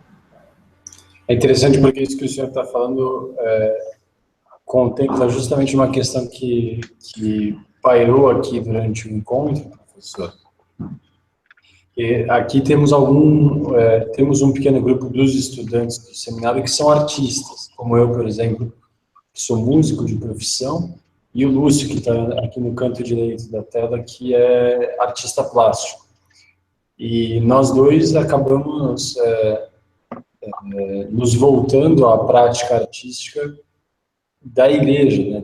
Temos o interesse em trabalhar, oferecer nosso trabalho a serviço da restauração da liturgia, da valorização do templo sacro.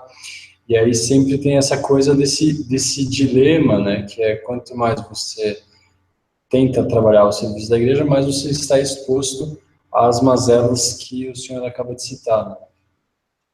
Então, olha só, você faça isso. Eu acho ótimo. Não, colocou uma imagem melhor numa igreja.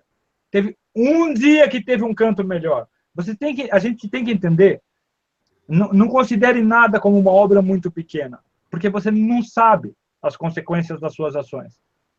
Se você colocou uma imagem boa numa igreja, uma criança vai ver aquela imagem. Ah? Como era o nome daquela moça que foi criada na comunidade satanista? Vocês conhecem essa história? Não, eu não. Ah? Tem uma moça, depois eu vou procurar o nome, talvez eu consiga achar e dar referência para vocês. Uma moça que foi criada numa comunidade satanista nos Estados Unidos. Tá? Daí, ela nasceu na comunidade, só conhecia o satanismo. Quando ela tinha, acho que 7 ou 9 anos, um dia, voltando da escola, ela viu na beira da estrada uma coisinha reluzente. Daí ela foi lá olhar. Era um crucifixo quebrado em 2 partes. Tá? Ela pegou aquelas 2 partes e encostou, juntou as 2 ali e foi tocada por aquela imagem. E ela decidiu esconder aquilo na mochila dela e não mostrar para os pais, mas guardar com ela.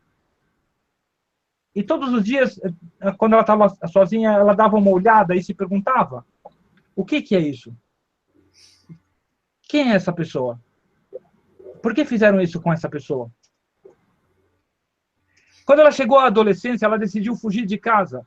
Sem saber por quê, decidiu fugir da comunidade. Saiu, foi para o mundo, passou um tempo no mundo, descobriu a igreja, terminou a vida como monja. É uma história muito bela. Então, para você entender que por quê? Porque são presenças físicas. As imagens, as vozes, elas são presenças físicas que retraçam uma origem. Então, você, músico ou artista plástico, tente compreender as formas tradicionais de arte. Eu posso aproveitar agora para fazer uma pequena propaganda, não sei se já foi anunciado ou não, mas em setembro vai ter um encontro de CLS sobre arte e vocação. Sim, com o meu mestre Roberto Malé. Excelente. Então, se Deus quiser, a gente pode dar algumas referências bibliográficas lá.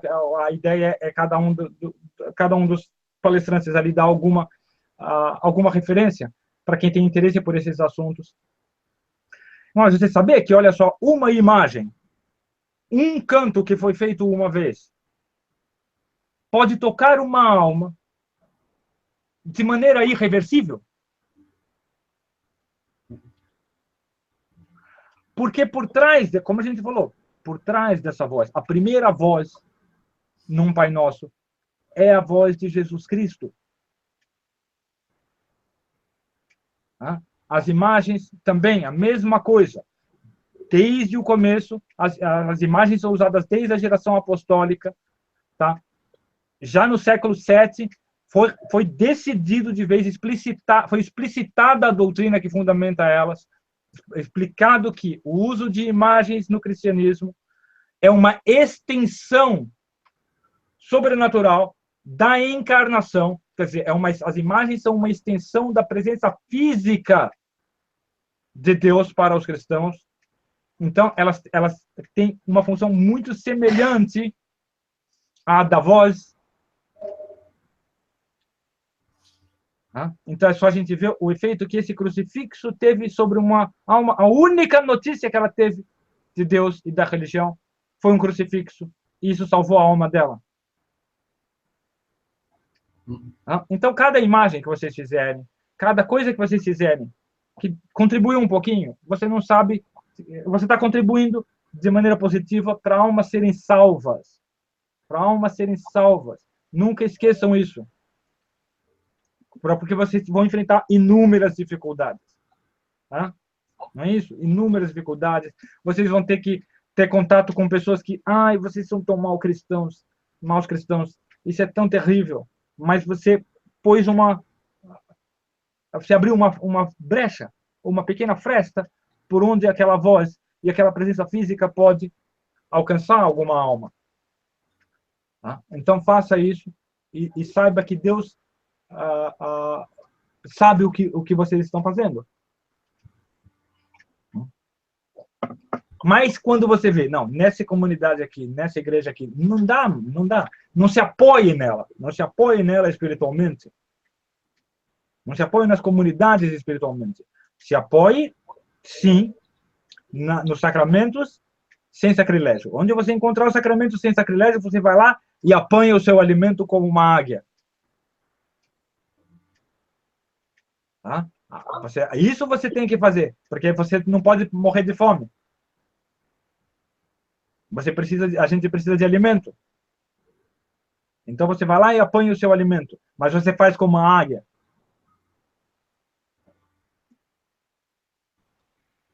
Então, olha só, os bois, os leões e os homens, eles convivem com o seu alimento. Entendeu? Eles convivem com o seu alimento. Então, o boi vive no pasto, o leão se alimenta, vocês sabem como funciona uma tribo de leões. Tem a tribo, um ou dois machos que são os líderes da tribo, eles circulam um território. Eles andam por uma periferia de território para que não entrem outros leões machos ali. E eles se alimentam do que está ali dentro. As fêmeas caçam o que está dentro daquele território e eles impedem outros machos de entrarem naquele território. Eles se alimentam do que está dentro daquele território. E os seres humanos, a mesma coisa. A gente come o que a gente planta nas nossas terras. Tá? E a gente convive com o nosso alimento. Tá? Então, esses 3 animais convivem com o alimento. Então, nesses 3 primeiros tempos da igreja, os cristãos tinham que conviver muito com a comunidade. Porque você tem que conviver com o seu alimento. A liturgia, os sacramentos são o seu alimento espiritual. Então você tem que conviver com ele. Hoje em dia eu acho que é muito prejudicial você tentar conviver com o seu alimento. Ou você produz o seu alimento no alto da montanha, então você entra num mosteiro trapista, você entra num mosteiro carmelita, você entra num mosteiro bem recluso, e daí vocês estão numa montanha. Vocês são uma comunidade de águias. E vocês têm o seu alimento lá. Ou você vai ter que... Não, você vai lá, agarra o seu alimento e você volta para o seu ninho. Não espere que a convivência permanente com aquela comunidade vá te beneficiar espiritualmente. Não. O que vai te beneficiar é o bom alimento acompanhado da meditação solitária. É claro que, olha só, a gente vive num tempo de transição de uma coisa para outra. Tá? Transição. Então você ainda pode se beneficiar um tanto de comunidades. Mas eu observo as diferenças dos anos 80 para cá, dos últimos 30 anos, nas igrejas e nas comunidades cristãs. Eu não sei nos países de vocês, tá? Mas eu sei no Brasil, na Itália, assim, não faça isso. Me parece que são lugares que você já chegou a esse tempo, que é o seguinte: você tem que se moldar pela águia, você tem que olhar onde tem um alimento bom. Deixa eu ver essa igreja aqui. Tem liturgia sem sacrilégio aqui. Eu vou lá, frequento a liturgia aqui, pego os sacramentos aqui, confesso aqui, vou embora. Volto para o meu ninho. Porque não vai durar muito tempo aquilo ali. Você vai ter que logo ir num outro lugar. Então, a águia não convive com o seu alimento. A águia mora no topo das montanhas, isolada, e ela pega o alimento dela lá embaixo. Deu para entender essa diferença? Sim, sim, sim. Os cristãos vão ter que fazer isso, vão ter que aprender a fazer isso, e nas próximas gerações eles vão aprender. Então é melhor a gente já aprender, a gente contribuir para que a próxima geração já tenha alguma notícia disso. Isso é muito diferente dos três animais anteriores. Essas são diferenças muito grandes. Então isso pode parecer muito estranho aos ouvidos dos cristãos hoje. Quando você fala isso, eu falo, mas espera aí, não era isso que as pessoas estavam falando antes. Não, realmente não era. Porque a situação histórica era diferente. A situação humana era diferente. Mas em toda situação humana você encontra microcosmos de outras situações humanas. Não é assim? Então você vai pegar lá no tempo do São Bento. São Bento. Vocês conhecem a história de São Bento? São Bento, o que fez? Os pais dele mandaram ele estudar. Ele chegou na cidade para estudar e falou, cara, aqui só tem pederasta. Esses caras são tudo pervertido. Eles não têm nada para me ensinar de cristianismo. Fugiu para uma caverna. E ficou estudando sozinho. Então, você tem, já naquele tempo, em que você podia ainda encontrar muitas comunidades em que você ia se alimentar muito bem, também tinha pessoas que já encontravam comunidades, não, aqui só tem veneno. Eu tenho que morar longe disso aqui. Porque senão essas são as vozes que eu vou ouvir. E as vozes que eu vou ouvir, as vozes que eu ouço, é a vida que entra em mim.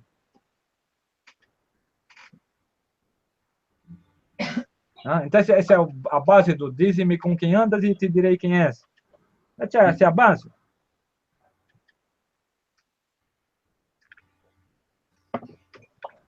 Então, é muito claro para todo católico hoje que os tempos estão mudando em relação a 100 anos atrás. Ninguém tem dúvida disso.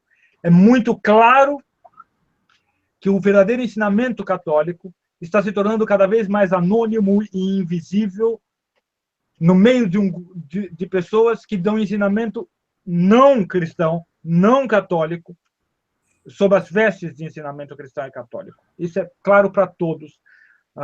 O mais liberal dos católicos honestos e o mais tradicionalista dos católicos honestos, todos concordam com isso.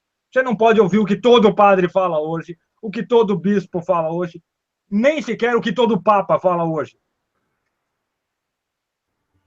Você tem que filtrar. E para você filtrar, você tem que ter os critérios em você mesmo. Então, olha só, o que a gente está recomendando deriva simplesmente, olha só, de uma situação real que não é invenção nossa. Todos vocês estão testemunhando.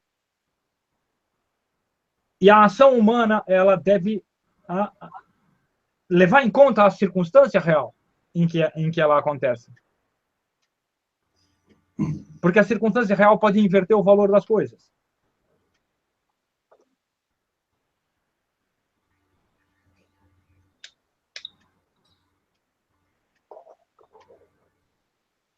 Então, quando você está sozinho em casa, ou só você e sua esposa, o jeito que você se veste é diferente do jeito que você se veste quando você vai no tribunal.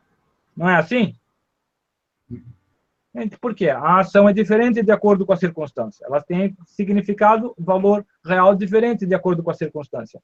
A circunstância histórica dos cristãos está diferente hoje do que era 100 anos atrás. Eu acho, assim, então, tem, assim, as guerras que aconteceram, as grandes guerras, foi uma terrível punição. Mas essa é uma punição ainda mais grave de Deus para a gente. Porque o ser humano não é uma águia. Ele é um ser humano. Ele é um animal gregário. Ele é um animal social e político. É muito difícil para ele qualquer coisa que não envolve a fraternidade, não envolve irmãos. É muito difícil. Mas a gente tem que adquirir algo da águia. Especialmente em matéria espiritual, você tem que fazer isso.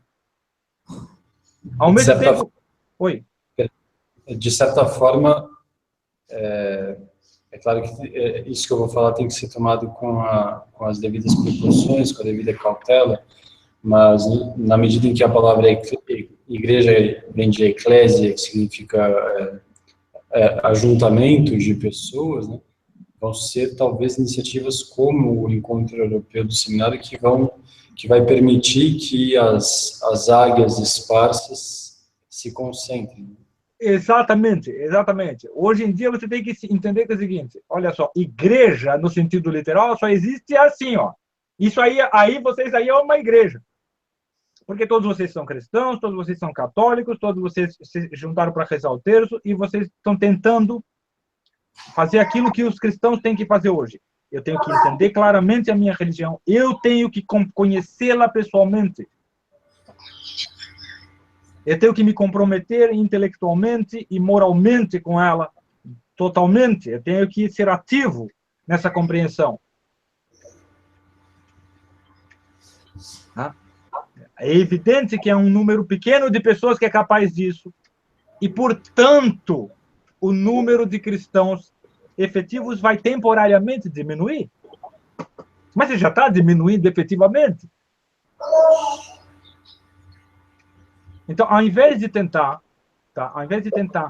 reverter esse processo e voltar a um tempo passado, não, você tem que criar agora as sementes para um futuro melhor. O que a gente tem que fazer agora é plantar as sementes para um futuro melhor. Mas esse futuro melhor, ele vai nascer desta situação, ele não vai nascer da situação de 100 anos atrás.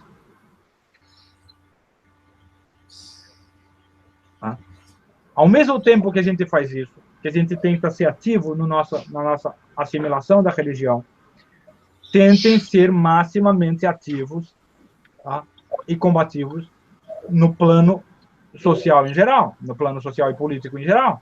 Tenta ainda resguardar um mínimo de território de liberdade para que você possa ser uma águia na montanha. Porque se confiscarem até as montanhas, se confiscarem até a sua casa, se confiscarem a sua autoridade paterna, como estão fazendo, confiscarem a sua autoridade materna, sua autoridade familiar, se confiscarem o seu lar, nem montanha não tem mais pateninho. Então, é extremamente importante a combatividade, a atividade nessas áreas, para tentar garantir ainda a existência da família. E não virar uma mosca solitária em vez de uma águia. Não virar uma mosca solitária em vez de uma águia, exatamente. Muito bem. Então, é extremamente importante tentar garantir essa causa. Sim. Professor, a gente vai chegando ao final desse nosso encontro com o senhor. Eu queria saber se resta alguma pergunta antes da gente finalizar. Não, eu queria só agradecer que a resposta esclareceu bastante. Eu que já carregava alguns meses. Obrigado. Estamos todos meio aprendendo, cada um, a rezar em línguas novas, né? Porque cada um mora num país, eu moro na França, o Lúcio na Espanha. Ótimo, ótimo. E aprendam isso, a ouvir a voz. Eu sei que é mais fácil a gente ouvir quando é um outro, mas aprenda a ouvir a sua voz, porque a sua voz carrega as vozes de outros quando a sua oração é tradicional. Ela efetivamente carrega as vozes de outros. Assim como uma imagem carrega a presença física de Jesus Cristo, da Santíssima Virgem e dos santos. A voz traz a voz dessas pessoas. Então, escuta ela. Façam esse exercício. Quando vocês estiverem estudando... Opa! Eu só lembrei que outro dia o Olavo escreveu uma frase no Facebook, eu não sei se eu vou repetir igual, mas era mais ou menos que prestar atenção, vocês lembram? Prestar atenção numa pessoa é o princípio do amor. Prestar atenção numa pessoa é o princípio do amor, é evidente. E eu levando também, claro, você está falando, preste atenção na sua voz, não de uma maneira narcisista, mas essa atenção que você dá, tanto a atenção que você dá para a pessoa, como a sua voz, não sei, me lembrou também. Exatamente. Exatamente. Não se trata de narcisismo, porque quando você prestar atenção na sua voz, você vai ver que você não gosta dela a maior parte das vezes. Sim. Sim. Narcisismo não é você prestar atenção na sua voz, você fazer carinho nela, você concordar com ela. Quando você não presta atenção nela, você é um narcisista. Sim. Quer dizer, ela aceita at face value. Só porque você falou, ela é sua. Não! Você falou, você não vai concordar, você vai desprezá-la a maior parte das vezes. Você vai perceber que, não, olha, eu falei isso aqui só para causar uma impressão, mas eu não acredito nisso. O professor, e como a gente, então, acentuou essa importância da oração, o que o senhor acha da gente finalizar esse encontro, essa aula do senhor, com uma prece mesmo? Perfeito, perfeito. Então, em português, que é uma língua que nos é mais coincidente, vamos fazer a sequência, não sei, por exemplo, Pai Nosso, uma Ave Maria, um Glória, para finalizar, o que o senhor acha? Perfeito, perfeito. Então, vamos lá, em nome do Pai, do Filho e do Espírito Santo. Pai nosso, que estais no céu, santificado seja o vosso nome. venha a nós o vosso reino. seja feita a vossa vontade, assim na terra como no céu. O pão nosso de cada dia nos dai hoje. Perdoai-nos as nossas dívidas, assim como nós perdoamos aos nossos devedores. E não nos deixeis cair em tentação, mas livrai-nos do mal. Amém. Ave Maria, cheia de graça, o Senhor é convosco. Bendita sois vós entre as mulheres, e bendito é o fruto do vosso ventre, Jesus. Santa Maria, Mãe de Deus, rogai por nós, pecadores, agora e na hora da nossa morte. Amém. Glória ao Pai, ao Filho e ao Espírito Santo, assim como era no princípio, agora e sempre, e por todos os séculos dos séculos. Amém. Em nome do Pai, do Filho, do Espírito Santo. Amém. Professor, muitíssimo obrigado por essa ocasião de ouvir o senhor, de conhecer, falar pela primeira vez com o senhor. Foi uma grande honra. A honra é toda para mim, foi um grande prazer, grande prazer. Tá? Façam isso, escutem quando vocês fazem a oração, porque tem essa dimensão a mais. Mas quando vocês estudarem, não estou estudando uma questão aqui, concordei, discordei, achei que entendi, não entendi. Expressa em voz alta, fala aquilo em voz alta e vê, opa, como isso aqui dá, como que o meu coração, a sua voz é um espelho, a voz é o espelho do coração. Assim, olha só, o verbo é o espelho do Pai, onde ele vê ele mesmo. A voz humana é o espelho do seu coração. Tem uma imagem trinitária aqui.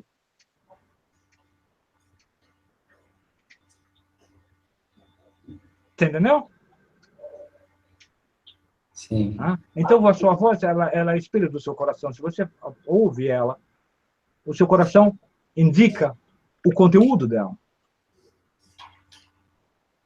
Maravilhoso, professor. Então, muitíssimo obrigado. Me permito eu, da minha parte, então, repetir a publicidade sobre o curso Arte e Vocação, se eu entendi bem o título, né? Isso. Como que faz para se inscrever, professor? Eu não tenho a menor ideia. Eles me disseram que iam anunciar essa semana. Eu não sei se já foi anunciado no ICLS, no Facebook ou não. O Malé soltou um link na página dele, então acho que já estão divulgando. De qualquer modo, aqueles que estão ouvindo aqui e se interessem pelo tema, sobretudo os artistas, acessem icls.org, é isso? Ou .com? icls.com.br. ICLS, Instituto Cultural Lux e Sapiência.com.br. Isso. Muito bem. Muitíssimo obrigado mais uma vez, professor, e até breve, eu espero. Até breve. Obrigado a todos vocês.